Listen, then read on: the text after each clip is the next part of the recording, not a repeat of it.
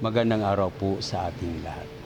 Ako po si Lando Asarcon, miyembro ng Extraordinary Minister of the Holy Communion ng Immaculate Heart of Mary Parish, UP Village, Diliman, Quezon City.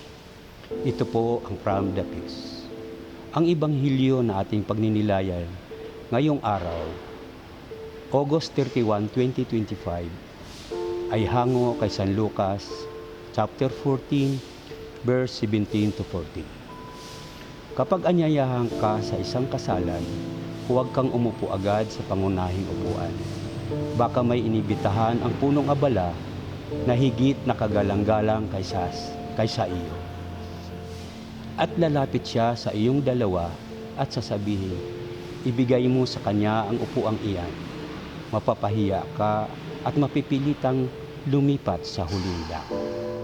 Ang paalalang huwag kang umupo agad sa unang upuan ay nagtuturo sa atin ng kahalagahan ng kababaang loob.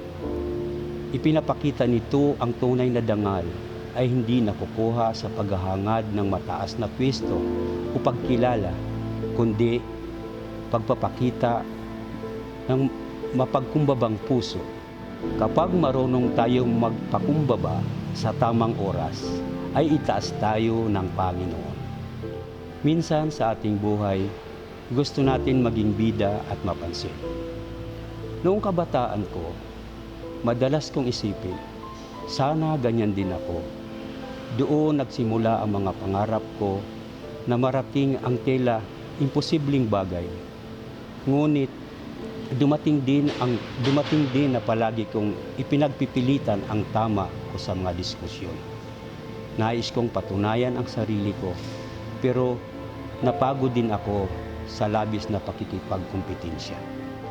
Doon ko natutunan na may hangganan ang lahat at higit sa lahat, kailangan kong matuto magpakumbaba at makontento sa kung ano at saan ako ngayon. Ang tunay na kababaang loob ay hindi kahinaan kundi lakas. Sa halip na hanapin ang papuri, mas mainam na maging abala sa paggawa ng mabuti. Ang pagpakumbaba at pagkakuntinto ang dalawang susi na tunay na kalayaan at kapayapaan. Mga kapatid, kaya ba natin pahalagahan ang pagiging mapagkumbaba higit sa paghahangad ng papuri at pagkilala mula sa iba? Manalangin tayo.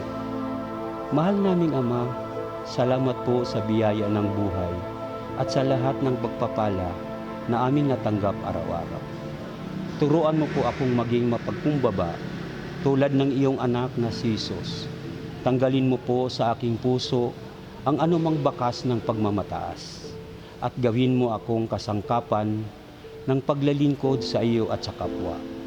Bigyan mo ako ng pusong laging handa tumulong, makinig at umunawa, lalo na sa mga higit na nangangailangan.